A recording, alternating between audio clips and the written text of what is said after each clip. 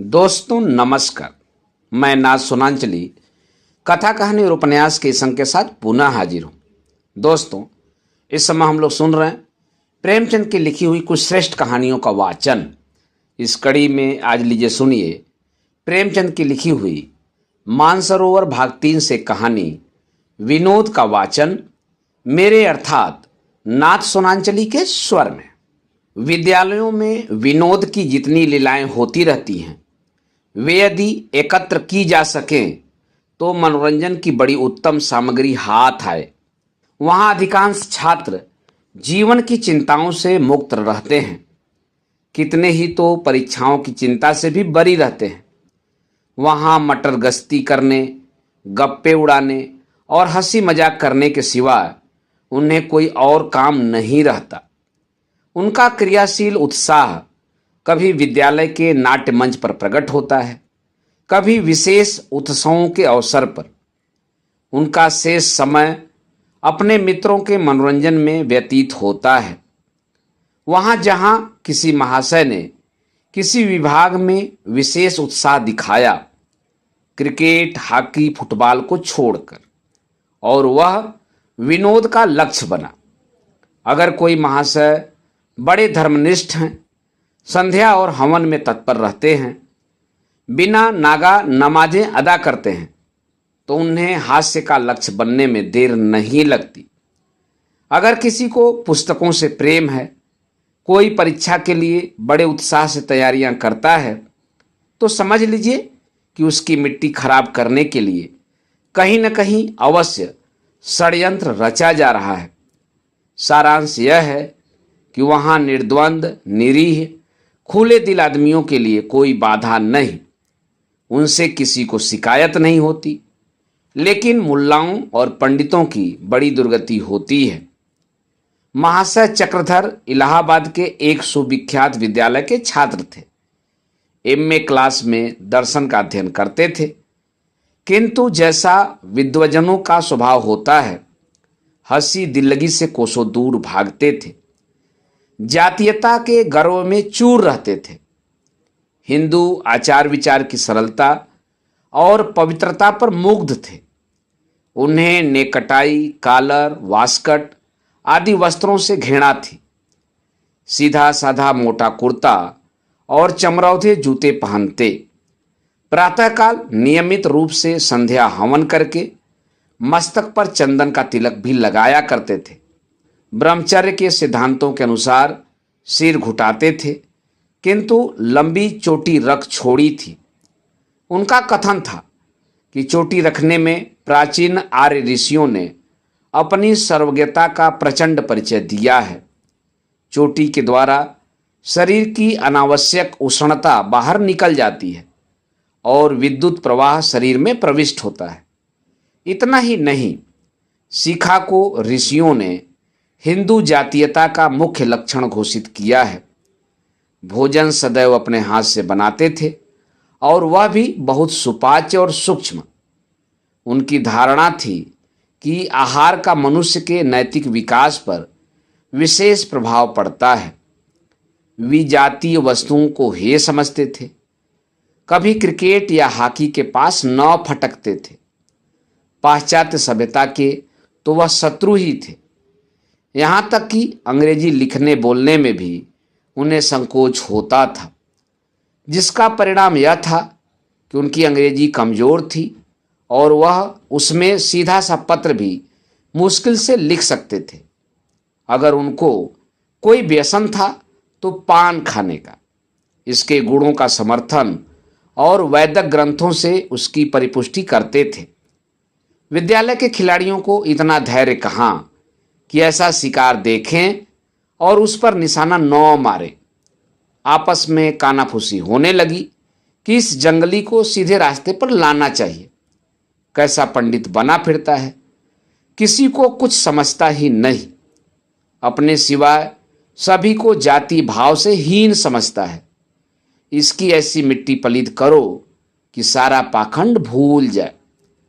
संयोग से अवसर भी अच्छा मिल गया।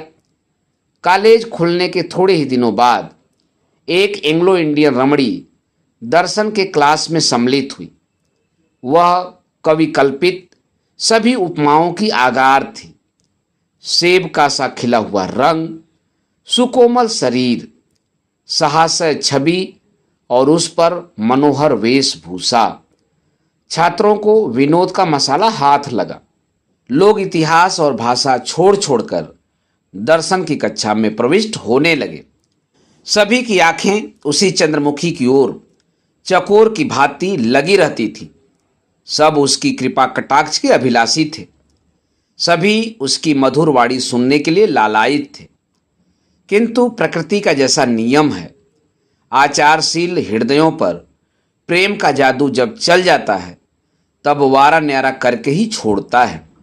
और लोग तो आंखें ही सेकने में मग्न रहा करते, किंतु पंडित चक्रधर प्रेम वेदना से विकल और सत्य अनुराग से उन्मत्त हो उठे। रमणी के मुख की ओर ताकते भी झेपते थे कि कहीं किसी की निगाह न पड़ जाए। तो इस तिलक और शिखा पर फप्तियां उड़ने लगें। जब अवसर पाते तो अत्यंत विनम्र, सचेष्ट, आतुर और अनुरक्त नेत्रों से देख लेते, किंतु आंखें चुराए हुए और सिर झुकाए हुए कि कहीं अपना पर्दा न खुल जाए, दीवार से कानों को खबर न हो जाए। मगर दाई से पेट कहाँ छिप सकता है। ताड़ने वाले ताड़ गए। यारों ने पंडित जी की मोहब्बत की निगाह पहचान ही ली। मुंह मांगी मुराद पाई। बातें खिल गई। दो महाशयों ने उनसे घनिष्ठता बढ़ानी शुरू कर दी। मैत्री को संगठित करने लगे। जब समझ गए कि इन पर हमारा विश्वास जम गया, शिकार पर वार करने का अवसर आ गया, तो एक रोज दोनों ने बैठकर लेडियों की शैली में पंडित जी के नाम एक पत्र लिखा। माय डियर चक्रधर, बहुत दिनों से विचार कर रही हूं कि आपको पत्र लिखूं, मगर इस भय से कि बिना परिचय से ऐसा साहस करना अनुचित होगा, अब तक जब्त करती रही, पर अब नहीं रहा जाता। आपने मुझ पर न जाने क्या जादू कर दिया है कि एक क्षण के लिए भी आपकी सूरत आंखों से नहीं उतरती। आपकी सौम्य मूर्ति, प्रतिभाशाली मस्तक और साधारण पहनावा सदैव आंखों के सामने फिरा करता है। मुझे स्वभावतः आडंबर से घृणा है, पर यहाँ सभी को कृत्रिमता के रंग में डुबा पाती हूँ। जिसे देखिए मेरे प्रेम में अनुरक्त है, पर मैं उन प्रेमियों के मनोभावों से परिचित हूँ। वे सबके सब लंपट और सोहदे हैं। केवल आप एक ऐसे सज्जन हैं जिनके हृदय में मुझे सद्भाव और सदनुराग की झलक दिख पड़ती है। बार बार उत्कंठा होती है कि आपसे कुछ बातें करती, मगर आप मुझसे इतनी दूर बैठते हैं कि वार्तालाप का सुअवसर प्राप्त नहीं होता। ईश्वर के लिए कल से आप मेरे समीप ही बैठा कीजिए, और कुछ न सही तो आपके सामीप्य ही से मेरी आत्मा तृप्त होती रहेगी। इस पत्र को पढ़कर फाड़ डालिएगा और इसका उत्तर लिखकर पुस्तकालय की तीसरी अलमारी के नीचे रख दीजिएगा। आपकी लूसी। यह पत्र डाक में डाल दिया गया और लोग उत्सुक नेत्रों से देखने लगे कि इसका क्या असर होता है। उन्हें बहुत लंबा इंतजार न करना पड़ा। दूसरे दिन कॉलेज में आकर पंडित जी को लूसी के सन्निकट बैठने की फिक्र हुई। वे दोनों महाशय जिन्होंने उनसे आत्मीयता बढ़ा रखी थी, लूसी के निकट बैठा करते थे। एक का नाम था नईम और दूसरे का गिरिधर सहाय। चक्रधर ने आकर गिरधर से कहा, यार तुम मेरी जगह जा बैठो, मुझे यहां बैठने दो। नहीं। क्यों, आपको हसद होता है क्या? चक्रधर, हसद वसद की बात नहीं, वहां प्रोफेसर साहब का लेक्चर सुनाई नहीं देता, मैं कानों का जरा भारी हूं। गिरिधर, पहले तो आपको यह बीमारी न थी, यह रोग कब से उत्पन्न हो गया? नहीं, और फिर प्रोफेसर साहब तो यहां से और भी दूर हो जाएंगे जी। चक्रधर, दूर हो जाएंगे तो क्या, यहां अच्छा रहेगा। मुझे कभी कभी झपकियां आ जाती हैं, सामने डर लगा रहता है कि कहीं उनकी निगाह न पड़ जाए। गिरिधर, आपको तो झपकियां ही आती हैं ना? यहां तो वहीं घंटा सोने का है, पूरी एक नींद लेता हूं, फिर? नईम, तुम भी अजीब आदमी हो। जब दोस्त होकर एक बात कहते हैं तो उसको मानने में तुम्हें क्या ऐतराज? चुपके से दूसरी जगह जा बैठो।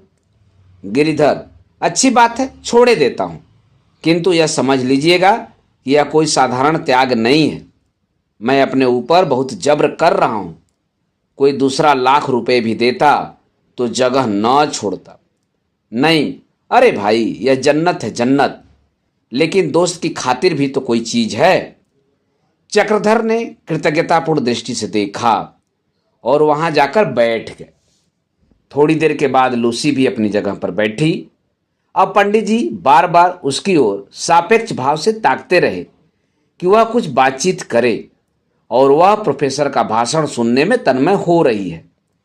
आपने समझा, शायद लज्जावश नहीं बोलती। लज्जाशीलता रमणियों का सबसे सुंदर भूषण भी तो है। उसके डेस्क की ओर मुंह फेर फेर कर ताकने लगे। उसे इनके पान चबाने से शायद घृणा होती थी। बार बार मुंह दूसरी ओर फेर लेती, किंतु पंडित जी इतने सूक्ष्मदर्शी, इतने कुशाग्र बुद्धि न थे। इतने प्रसन्न थे मानो सातवें आसमान पर हैं। सबको उपेक्षा की दृष्टि से देखते थे, मानो प्रत्यक्ष रूप से कह रहे थे कि तुम्हें यह सौभाग्य कहाँ नसीब। मुझसा प्रतापी और कौन होगा। दिन तो गुजरा।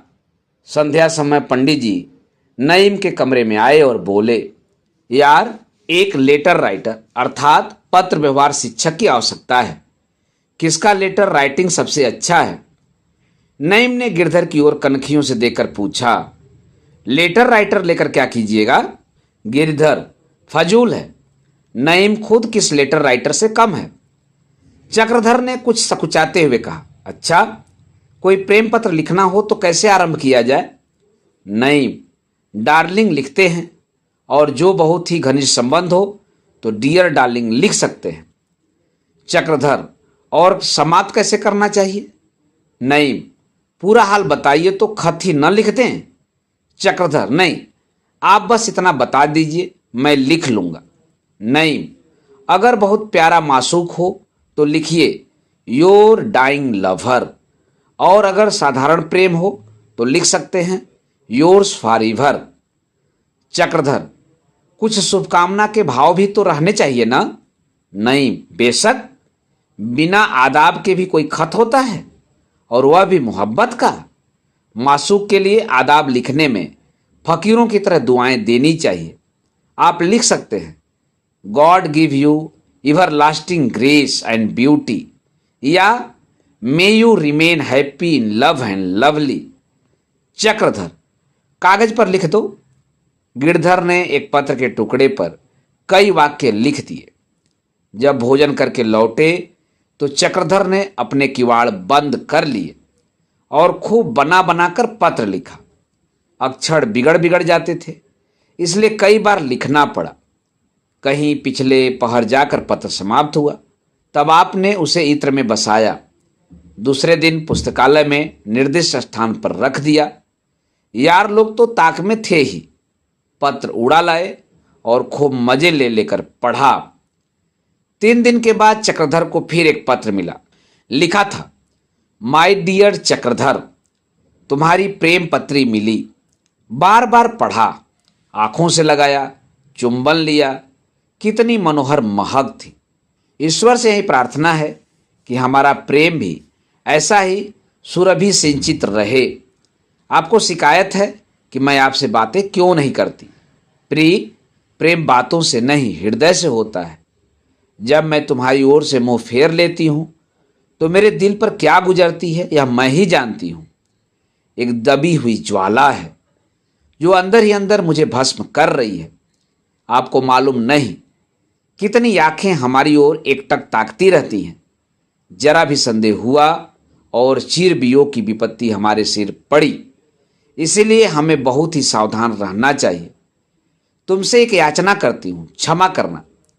मैं तुम्हें अंग्रेजी पोशाक में देखने को बहुत उत्कंठित हो रही हूँ।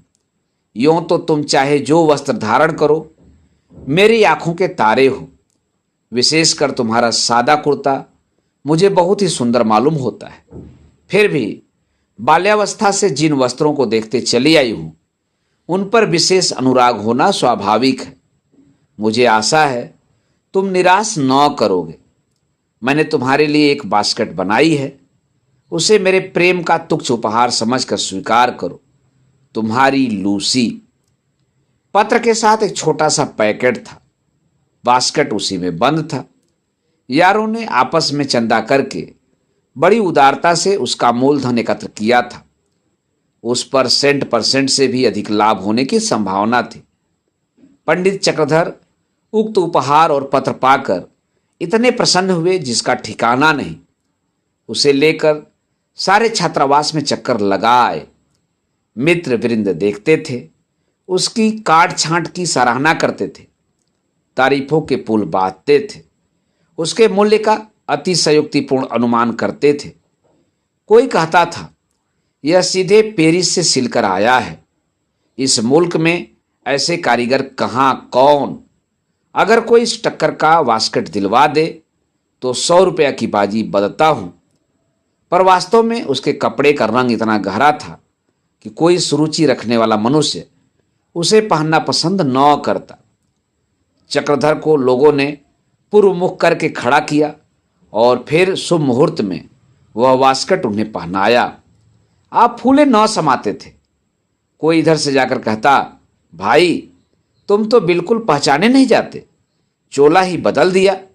अपने वक्त के यूसुफ हो यार, क्यों न हो? तभी तो यह ठाठ है। मुखड़ा कैसा दमकने लगा, मानो तपाया हुआ कुंदन है। अजी, एक वास्केट पर यह जीवन है। कहीं पूरा अंग्रेजी सूट पहन लो तो न जाने क्या गजब हो जाए। सारी मिसें लोट पोट हो जाएं, गला छुड़ाना मुश्किल हो जाए। आखिर सलाह हुई कि उनके लिए एक अंग्रेजी सूट बनवाना चाहिए। इस कला के विशेषज्ञ उनके साथ गुड़ बांधकर सूट बनवाने चले। पंडित जी घर के संपन्न थे। एक अंग्रेजी दुकान से बहुमूल्य सूट लिया गया। रात को इसी उत्सव में गाना बजाना भी हुआ। दूसरे दिन 10 बजे लोगों ने पंडित जी को सूट पहनाया। आप अपनी उदासीनता दिखाने के लिए बोले, मुझे तो बिल्कुल अच्छा नहीं लगता। आप लोगों को न जाने क्यों ये कपड़े अच्छे लगते हैं। नहीं, जरा आईने में सूरत देखिए तो मालूम हो। खासे शहजादे मालूम पड़ते हो। तुम्हारे हुस्न पर मुझे तो रश्क है। खुदा ने तो आपको ऐसी सूरत दी और उसे आप मोटे कपड़ों में छिपाए हुए थे। चक्रधर को नेक टाई बांधने का ज्ञान न था। बोले, भाई इसे तो ठीक कर दो। गिरधर सहाय ने नेक टाई इतनी कसकर बांधी कि पंडित जी को सांस लेना भी मुश्किल हो गया। बोले, यार बहुत तंग है। गिरधर, इसका फैशन ही यह है, हम क्या करें? ढीली टाई ऐब में दाखिल है। नहीं, इन्होंने तो फिर भी बहुत ढीली रखी है। मैं तो और भी कसकर बांधता हूं। चक्रधर, अजी यहां तो दम घुट रहा है। नहीं, और टाई का मनसा ही क्या है? इसीलिए तो बांधी जाती है कि आदमी बहुत जोर जोर से सांस न ले सके। चक्रधर के प्राण संकट में थे। आंखें सजल हो रही थी, चेहरा सुर्ख हो गया था, मगर टाई को ढीला करने की हिम्मत न पड़ती थी। इस सजधज से आप कॉलेज चले तो मित्रों का एक गोल सम्मान का भाव दिखाता आपके पीछे पीछे चला, मानो बारातियों का समूह है। एक दूसरे की तरफ ताकता और रुमाल मुंह में देकर हंसता था। मगर पंडित जी को क्या खबर, वह तो अपनी धुन में मस्त थे। अकड़ अकड़ कर चलते हुए आकर क्लास में बैठ गए। थोड़ी देर बाद लूसी भी आई। पंडित का यह वेश देखा तो चकित हो गई। उसके अधरों पर मुस्कान की एक अपूर्व रेखांकित हो गई। पंडित जी ने समझा यह उसके उल्लास का चिन्ह है। बार बार मुस्कुराकर उसकी ओर ताकने और रहस्यपूर्ण भाव से देखने लगे, किंतु वह लेस मात्र भी ध्यान न देती थी। पंडित जी की जीवनचर्या, धर्मोत्साह और जातीय प्रेम में बड़े वेग से परिवर्तन होने लगे। सबसे पहले सीखा पर छुरा फिरा, अंग्रेजी फैशन के बाल कटवाए गए। लोगों ने कहा, यह क्या महाशय, आप तो फरमाते थे कि सीखा द्वारा विद्युत प्रवाह शरीर में प्रवेश करता है। अब वह किस मार्ग से जाएगा? पंडित जी ने दार्शनिक भाव से मुस्कुराकर कहा, मैं तो तुम लोगों को उल्लू बनाता था। क्या मैं इतना भी नहीं जानता कि यह सब पाखंड है? मुझे अंतःकरण से इस पर विश्वास ही कब था। आप लोगों को चकमा देना चाहता था। नहीं वल्लाह, आप एक ही झांसेबाज निकले। हम लोग आपको बछिया के ताऊ ही समझते थे, मगर आप तो आठों गांठ कुमैत निकले। चक्रधर, देखता कि लोग कहते क्या हैं। शिखा के साथ साथ संध्या और हवन की भी तीसरी हो गई। हवन कुंड कमरे में चारपाई के नीचे फेंक दिया गया। कुछ दिनों के बाद सिगरेट के जले हुए टुकड़े रखने का काम देने लगा। जिस आसन पर बैठकर हवन किया करते थे वह पायदान बना। अब प्रतिदिन साबुन रगड़ते, बालों में कंघी करते और सिगार पीते। यार उन्हें चंग पर चढ़ाए रहते थे। यह प्रस्ताव हुआ कि इस चंडूल से वास्कट के रुपए वसूल करने चाहिए। मैं सूद के। फिर क्या था, लूसी का एक पत्र आ गया। आपके रूपांतर से मुझे जितना आनंद हुआ उसे शब्दों में प्रकट नहीं कर सकती। आपसे मुझे ऐसी ही आशा थी।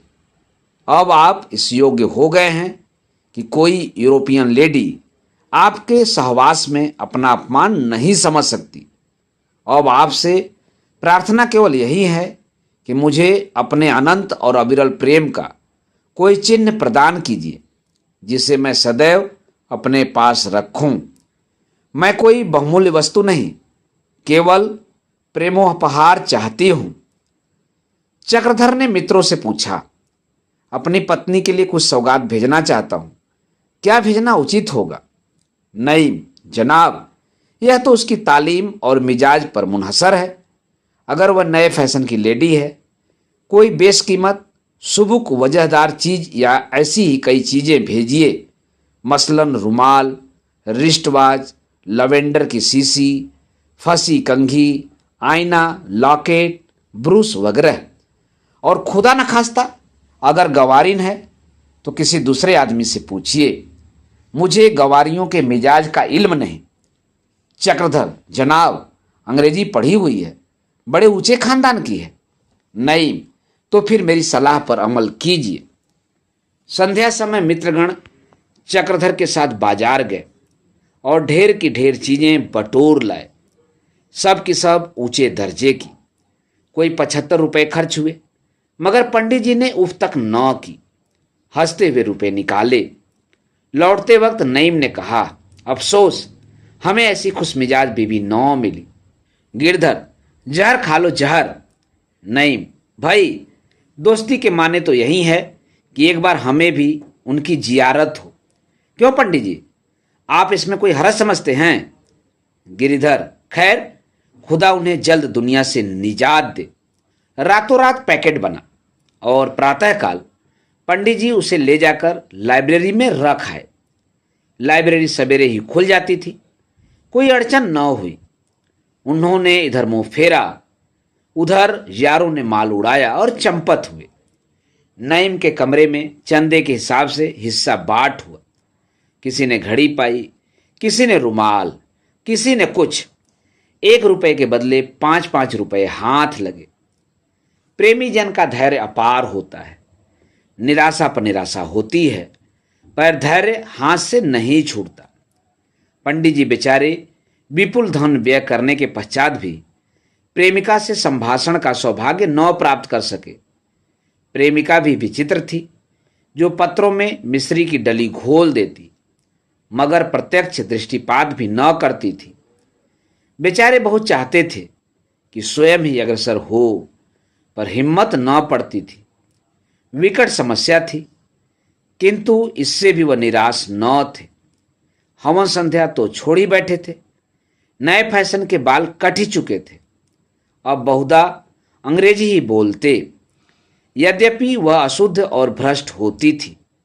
रात को अंग्रेजी मुहावरों की किताब लेकर पाठ की भांति रटते। नीचे के दर्जों में बेचारे ने इतने श्रम से कभी पाठ न याद किया था। उन्हीं रटे हुए मुहावरों को मौके बेमौके काम में लाते। दो चार लूसी के सामने भी अंग्रेजी बघारने लगे, जिससे उनकी योग्यता का पर्दा और भी खुल गया। किंतु दुष्टों को अब भी उन पर दया न आई। एक दिन चक्रधर के पास लूसी का पत्र पहुंचा, जिसमें बहुत अनुनय विनय के बाद यह इच्छा प्रकट की गई थी कि मैं भी आपको अंग्रेजी खेल खेलते देखना चाहती हूं। मैंने आपको कभी फुटबॉल या हॉकी खेलते नहीं देखा। अंग्रेज जेंटलमैन के लिए हॉकी, क्रिकेट आदि में सिद्धहस्त होना परम आवश्यक है। मुझे आशा है आप मेरी यह तुच्छ याचना स्वीकार करेंगे। अंग्रेजी वेशभूषा में, बोलचाल में, आचार व्यवहार में, कॉलेज में अब आपका कोई प्रतियोगी नहीं रहा। मैं चाहती हूँ कि खेल के मैदान में भी आपकी सर्वश्रेष्ठता सिद्ध हो जाए। कदाचित कभी आपको मेरे साथ लेडियों के सम्मुख खेलना पड़े तो उस समय आपकी और आपसे ज़्यादा मेरी हेठी होगी। इसीलिए टेनिस अवश्य खेलिए। 10 बजे पंडित जी को वह पत्र मिला।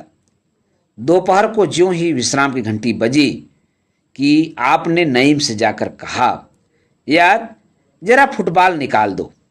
नईम फुटबॉल के कप्तान भी थे। मुस्कुराकर बोले, खैर तो है, इस दोपहर में फुटबॉल लेकर क्या कीजिएगा? आप तो कभी मैदान की तरफ झांकते भी नहीं। आज इस जलती बलती धूप में फुटबॉल खेलने की धुन क्यों सवार है? चक्रधर, आपको इससे क्या मतलब?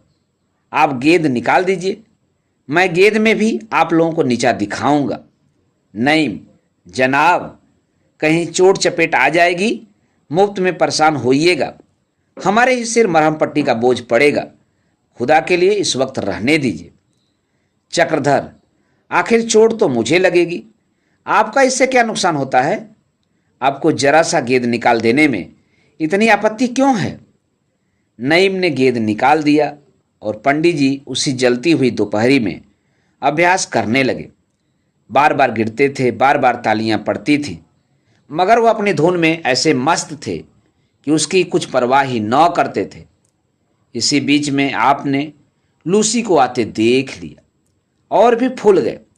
बार बार पैर चलाते थे, मगर निशाना खाली जाता था। पैर पड़ते भी थे तो गेंद पर कुछ असर न होता था और लोग आकर गेंद को एक ठोकर में आसमान तक पहुंचा देते। तो आप कहते हैं मैं जोर से मारूं तो इससे भी ऊपर जाए, लेकिन फायदा क्या? लूसी 2-3 मिनट तक खड़ी उनकी बौखलाहट पर हंसती रही। आखिर नईम से बोली, वेल नईम, इस पंडित को क्या हो गया है? रोज एक न एक स्वांग भरा करता है। इसके दिमाग में खलल तो नहीं पड़ गया? नईम, मालूम तो कुछ ऐसा ही होता है। शाम को सब लोग छात्रालय में आए तो मित्रों ने जाकर पंडित जी को बधाई दी। यार हो बड़े खुश नसीब, हम लोग फुटबॉल को कॉलेज की चोटी तक पहुंचाते रहे, मगर किसी ने तारीफ न की। तुम्हारे खेल की सबने तारीफ की, खासकर लूसी ने। वह तो कहती थी जिस ढंग से यह खेलते हैं उस ढंग से मैंने बहुत कम हिंदुस्तानियों को खेलते देखा है। मालूम होता है ऑक्सफोर्ड का अभ्यस्त खिलाड़ी है। चक्रधर, और भी कुछ बोली? क्या कहा, सच बताओ। नहीं अजी, अब साफ साफ न कहलवाइए। मालूम होता है आपने टट्टी की आड़ से शिकार खेला है। बड़े उस्ताद हो यार। हम लोग मुंह ताकते रहे और तुम मैदान मार ले गए। तभी आप रोज यह कलेवर बदला करते थे। अब भेद खुला, वाकई खुश नसीब हो। चक्रधर, मैं उसी कायदे से गेंद में ठोकर मारता था जैसे किताब में लिखा है। नहीं, तभी तो बाजी मार ले गए भाई, और नहीं क्या। हम आपसे किसी बात में कम हैं? हाँ, तुम्हारी जैसी सूरत कहाँ से लावें? चक्रधर, बहुत बनाओ नहीं, मैं ऐसा कहाँ का बड़ा रूपवान हूँ? नहीं अजी, यह तो नतीजे से ही जाहिर है। यहाँ साबुन और तेल लगाते लगाते भौरा हुआ जाता हूँ और कुछ असर नहीं होता, मगर आपका रंग बिना हर्रे फिटकरी के ही चोखा है। चक्रधर, कुछ मेरे कपड़े वगैरह की निस्बत तो नहीं कहती थी? नहीं नहीं, और तो कुछ नहीं कहा। हाँ, इतना देखा कि जब तक खड़ी रही आपकी ही तरफ उसकी टकटकी लगी हुई थी। पंडित जी अकड़े जाते थे, हृदय फूला जाता था। जिन्होंने उनकी वह अनुपम छवि देखी वे बहुत दिनों तक याद रखेंगे। मगर इस अतुल आनंद का मूल्य उन्हें बहुत देना पड़ा, क्योंकि अब कॉलेज का सेशन समाप्त होने वाला था और मित्रों की पंडित जी के माथे एक बार दावत खाने की बड़ी अभिलाषा थी। प्रस्ताव होने की देर थी। तीसरे दिन उनके नाम लूसी का पत्र पहुंचा। वियोग के दुर्दिन आ रहे हैं, न जाने आप कहाँ होंगे और मैं कहाँ होंगी। मैं चाहती हूं इस अटल प्रेम की यादगार में एक दावत हो। अगर उसका व्यय आपके लिए असह्य हो तो मैं संपूर्ण भार लेने को तैयार हूं। इस दावत में मैं और मेरी सखियां सहेलियां निमंत्रित होंगी। कॉलेज के छात्र और अध्यापकगण सम्मिलित होंगे। भोजन के उपरांत हम अपने वियुक्त हृदय के भावों को प्रकट करेंगे।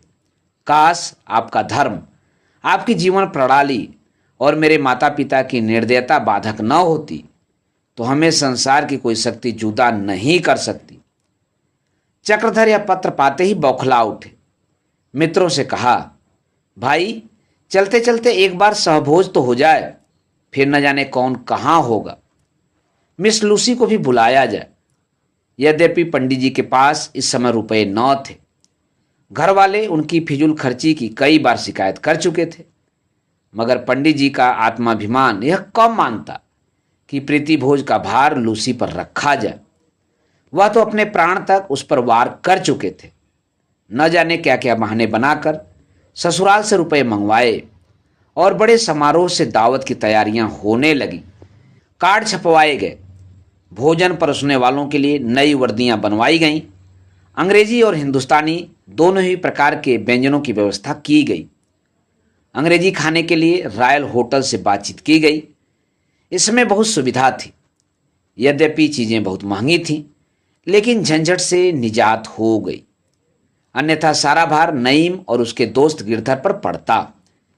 हिंदुस्तानी भोजन के व्यवस्थापक गिरधर हुए। पूरे 2 सप्ताह तक तैयारियां हुई।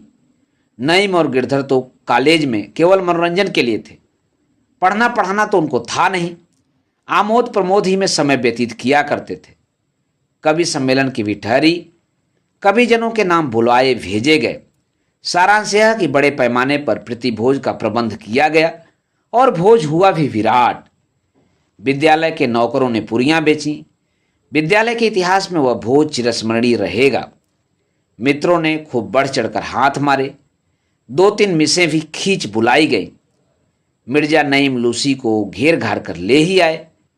इसने भोजन को और भी रसमय बना दिया। किंतु शोक, महाशोक, इस भोज का परिणाम अभागे चक्रधर के लिए कल्याणकारी न हुआ। चलते चलते लज्जित और अपमानित होना पड़ा था। मित्रों की तो दिल लगी थी और उस बेचारे की जान पर बन रही थी। सोचे, अब तो विदा होते ही हैं, फिर मुलाकात हो या न हो, अब किस दिन के लिए सब्र करें। मन के प्रेमोद्गार को निकाल क्यों न लें, कलेजा चीर कर दिखा क्यों न दें। और लोग तो दावत खाने में जुटे हुए थे और वह मदन बाण पीड़ित युवक बैठा सोच रहा था कि यह अभिलाषा क्यों कर पूरी हो। अब यह आत्मदमन क्यों, लज्जा क्यों, विरक्ति क्यों, गुप्त रोदन क्यों, मौन मुकापेक्षा क्यों, अंतर्वेदना क्यों। बैठे बैठे प्रेम को क्रियाशील बनाने के लिए मन में बल का संचार करते रहे। कभी देवताओं का स्मरण करते, कभी ईश्वर को अपनी भक्ति की याद दिलाते। अवसर की ताक में इस भांति बैठे थे जैसे बगुला मेढक की ताक में बैठता है। भोज समाप्त हो गया। पान इलायची बढ़ चुकी, वियोग वार्ता हो चुकी।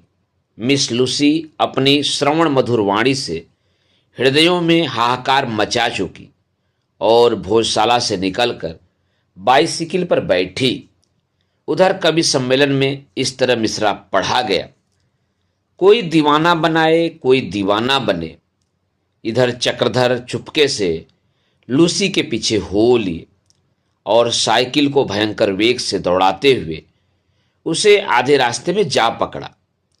वह इन्हें इस व्यग्र से दौड़े आते देखकर सहम उठी कि कोई दुर्घटना तो नहीं हो गई।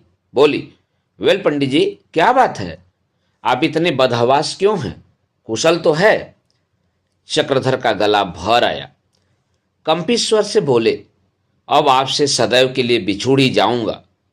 यह कठिन विरह पीड़ा कैसे सही जाएगी। मुझे तो शंका है कहीं पागल न हो जाऊं। लूसी ने विस्मित होकर पूछा, आपकी मंशा क्या है? आप बीमार हैं क्या? चक्रधर, आह डियर डार्लिंग, तुम पूछती हो बीमार हूं? मैं मर रहा हूं, प्राण निकल चुके हैं, केवल प्रेमाभिलाषा का अवलंबन है। यह कहकर आपने उसका हाथ पकड़ना चाहा। वह उनका उन्माद देखकर भयभीत हो गई। क्रोध में आकर बोली, आप मुझे यहां रोक कर मेरा अपमान कर रहे हैं, इसके लिए आपको पछताना पड़ेगा। चक्रधर, लूसी, देखो चलते चलते इतनी निष्ठुरता न करो। मैंने यह विरह के दिन किस तरह काटे हैं सो मेरा दिल ही जानता है। मैं ही ऐसा बेहया हूं कि अब तक जीता हूं। दूसरा होता तो अब तक चल बसा होता। बस केवल तुम्हारी सुधामयी पत्रिकाएं ही मेरे जीवन का एकमात्र आधार थी। लूसी, मेरी पत्रिकाएं? कैसी? मैंने आपको कब पत्र लिखे? आप कोई नशा तो नहीं खाए हैं? चक्रधर, डियर डार्लिंग, इतनी जल्दी न भूल जाओ, इतनी निर्दयता न दिखाओ। तुम्हारे वे प्रेम पत्र जो तुमने मुझे लिखे हैं मेरे जीवन की सबसे बड़ी संपत्ति रहेंगे। तुम्हारे अनुरोध से मैंने यह वेश धारण किया, अपना संध्या हवन छोड़ा, यह आचार व्यवहार ग्रहण किया। देखो तो जरा मेरे हृदय पर हाथ रखकर कैसी धड़कन हो रही है। मालूम होता है बाहर निकल पड़ेगा। तुम्हारा यह कुटिल हास्य मेरे प्राण ही लेकर छोड़ेगा। मेरी अभिलाषाओं। लूसी, तुम भांग तो नहीं खा गए हो या किसी ने तुम्हें चकमा तो नहीं दिया है? मैं तुमको प्रेम पत्र लिखती हैं? जरा अपनी सूरत तो देखो, खासे बनैले सुअर मालूम होते हो। किंतु पंडित जी अभी तक यही समझ रहे थे कि यह मुझसे विनोद कर रही है। उसका हाथ पकड़ने की चेष्टा करके बोले, प्रिय, बहुत दिनों के बाद यह सुअवसर मिला है, अब भागने न पाओगी। लूसी को अब क्रोध आ गया। उसने जोर से एक चाटा उनको लगाया और सिंहनी की भांति गरज कर बोली, यो ब्लडी, हट जा रास्ते से, नहीं तो अभी पुलिस को बुलाते हो, रास्कल। पंडित जी चाटा खाकर चौधिया गए। आंखों के सामने अंधेरा छा गया। मानसिक आघात पर यह शारीरिक वज्रपात, यह दोहरी विपत्ति। वह तो चाटा मारकर हवा हो गई और यह वहीं जमीन पर बैठकर इस संपूर्ण वृत्तांत की मन ही मन आलोचना करने लगे। चाटे ने बाहर की आंखें आंसुओं से भर दी थी, पर अंदर की आंखें खोल दी थी। कहीं कॉलेज के लौंडों ने तो यह शरारत नहीं की? अवश्य यही बात है। आह, पाजियों ने बड़ा चकमा दिया। तभी सब के सब मुझे देख देख कर हंसा करते थे। मैं भी कुछ कम अकल हूं, नहीं तो इनके हाथों टेसू क्यों बनता। बड़ा झांसा दिया, उम्र भर याद रहेगा। वहां से झल्लाए हुए आए और नईम से बोले, तुम बड़े दगेबाज हो, परले सिरे के धूर्त, पाजी, उल्लू, गधे, शैतान। नईम, आखिर कोई बात भी कहिए या गालियां ही देते जाइएगा। गिरधर, क्या बात हुई? कहीं लूसी से आपने कुछ कहा तो नहीं? चक्रधर, उसी के पास से आ रहा हूं, चाटा खाकर और मुख में कालिख लगवाकर। तुम दोनों ने मिलकर मुझे खूब उल्लू बनाया। इसकी कसर न लूं तो मेरा नाम नहीं। मैं नहीं जानता था कि तुम लोग मित्र बनकर मेरी गर्दन पर छुरा चला रहे हो। अच्छा, जो वह गुस्से में आकर पिस्तौल चला देती तो? नहीं, अरे यार, मासूकों की घातें निराली होती हैं। चक्रधर, तुम्हारा सिर, मासूक चाटे लगाया करते हैं? वे आंखों से तीर चलाते हैं, कटार मारते हैं या हाथों से मुष्टि प्रहार करते हैं। गिरधर, उससे आपने क्या कहा? चक्रधर, क्या कहा? अपनी विरह व्यथा की गाथा सुनाता रहा। इस पर उसने ऐसा चटा रसीद किया कि कान भन्ना उठे। हाथ है उसके कि पत्थर। गिरधर, गजब ही हो गया। आप हैं नीरे चोंच, भले आदमी, इतनी मोटी बुद्धि है तुम्हारी। हम क्या जानते थे कि आप ऐसे छिछोरे हैं, नहीं तो मजाक ही क्यों करते। अब आपके साथ हम लोगों पर भी आफत आई। कहीं उसने प्रिंसिपल से शिकायत कर दी तो न इधर के हुए न उधर के, और जो कहीं अपने किसी अंग्रेज आसना से कहा तो जान के लाले पड़ जाएंगे। बड़े बेवकूफ़ हो यार, नीरे चोंच हो, इतना भी नहीं समझे कि वह सब दिल लगी थी। ऐसे बड़े खूबसूरत भी तो नहीं हो। चक्रधर, दिल लगी तुम्हारे लिए थी, मेरी तो मौत हो गई, चिड़ियाँ जान ले गई, लड़कों का खेल हुआ। अब चुपके से मेरे 500 रुपये लौटा दीजिए, नहीं तो गर्दन ही तोड़ दूंगा। नहीं, रुपयों के बदले खिदमत चाहे ले लो, कहो तुम्हारी हजामत बना दें, जूते साफ कर दें, सिर सहला दें, बस खाना देते जाना। कसम ले लो जो जिंदगी भर कहीं जाऊं या तरक्की के लिए कहूं, माँ बाप के सिर से तो बोझ टल जाएगा। चक्रधर, मत जले पर नमक छिड़को जी, आपके आप गए मुझे ले डूबे। तुम्हारी तो अंग्रेजी अच्छी है, लोट पोट कर निकल जाओगे, मैं तो पास भी न होऊंगा। बदनाम हुआ वह अलग, 500 की चपत पड़ी वह अलग। यह दिल लगी है कि गला काटना? खैर, समझूंगा, और चाहे मैं ना समझूं पर ईश्वर जरूर समझेंगे। नहीं, गलती हुई भाई, मुझे अब खुद इसका अफसोस है। गिरधर, खैर रोने धोने का अभी बहुत मौका है। अब यह बतलाइए कि लूसी ने प्रिंसिपल से कह दिया तो क्या नतीजा होगा? तीनों आदमी निकाल दिए जाएंगे, नौकरी से भी हाथ धोना पड़ेगा। फिर? चक्रधर, मैं तो प्रिंसिपल से तुम लोगों की सारी कलई खोल दूंगा। नहीं, क्यों यार, दोस्त के यही माने हैं? चक्रधर, जी हाँ, आप जैसे दोस्तों की यही सजा है।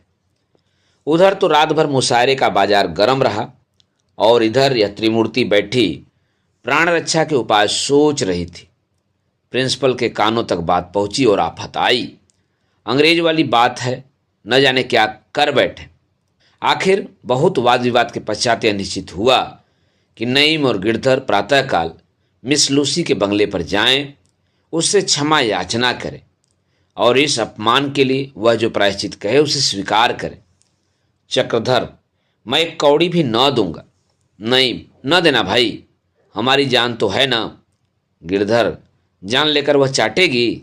पहले रुपए की फिक्र कर लो, वह बिना तावान लिए न मानेगी। नहीं भाई चक्रधर, खुदा के लिए इस वक्त दिल न छोटा करो, नहीं तो हम तीनों की मिट्टी खराब होगी। जो कुछ हुआ उसे मुआफ करो, अब फिर ऐसी खता न होगी। चक्रधर, यही न होगा, निकाल दिया जाऊंगा, दुकान खोल लूंगा, तुम्हारी मिट्टी खराब होगी, इस शरारत का मजा चखोगे। ओह, कैसा चकमा दिया।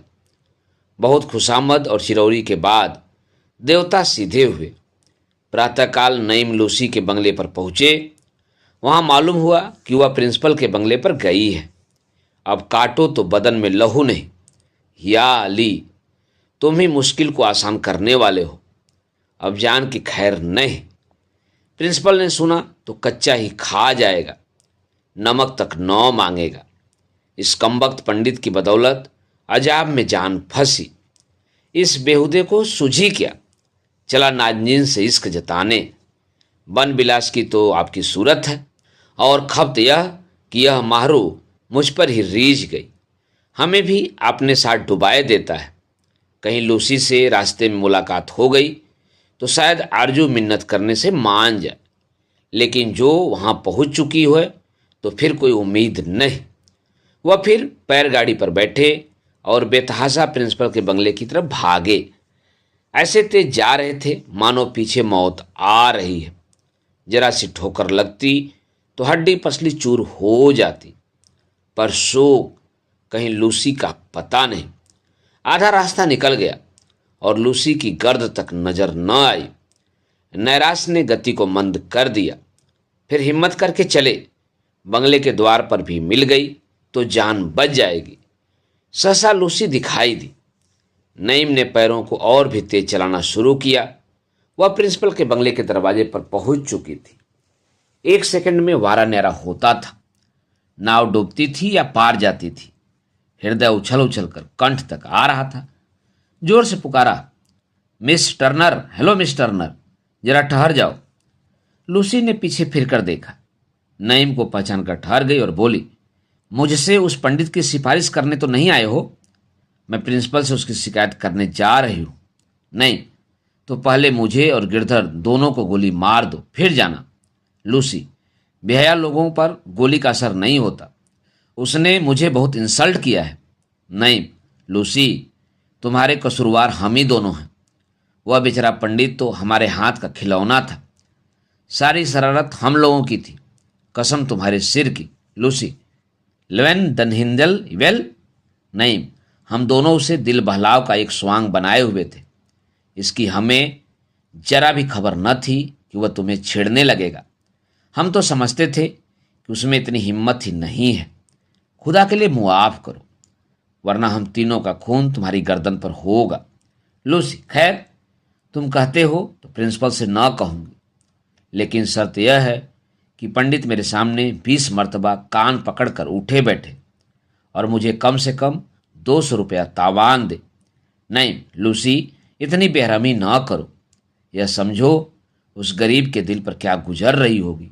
काश अगर तुम इतनी हसीन न होती। लूसी मुस्कुराकर बोली, खुशामद करना कोई तुमसे सीख ले। नहीं तो अब वापस चलो। लूसी, मेरी दोनों शर्तें मंजूर करते हो ना? नहीं, तुम्हारी दूसरी शर्त तो हम सब मिलकर पूरी कर देंगे, लेकिन पहली शर्त सख्त है। बेचारा जहर खाकर मर जाएगा। हाँ, उसके एवज में मैं 50 दफा कान पकड़कर उठ बैठ सकता हूं। लूसी, तुम छटे हुए सोहदे हो, तुम में शर्म कहाँ है? मैं उसी को सजा देना चाहती हूं। बदमाश मेरा हाथ पकड़ना चाहता था। नहीं, जरा भी रहम ना करोगी? लूसी, नहीं, 100 बार नहीं। नईम लूसी को साथ लाए। पंडित के सामने दोनों शर्तें रखी गई तो बेचारा बिलबिला उठा। लूसी के पैरों पर गिर पड़ा और सिसक सिसक कर रोने लगा। नईम और गिरधर भी अपने कुकृत्य पर लज्जित हुए। अंत में लूसी को दया आई, बोली, अच्छा इन दोनों में से कोई एक शर्त मंजूर कर लो, मैं मुआफ कर दूंगी। लोगों को पूरा विश्वास था कि चक्रधर रुपए वाली ही शर्त स्वीकार करेंगे। लूसी के सामने वह कभी कान पकड़कर उठा बैठी न करेंगे। इसलिए जब चक्रधर ने कहा, मैं रुपए तो न दूंगा, हाँ 20 की जगह 40 बार उठा बैठी कर लूंगा, तो सब लोग चकित हो गए। नईम ने कहा, यार क्यों हम लोगों को जलील करते हो, रुपए क्यों नहीं देते?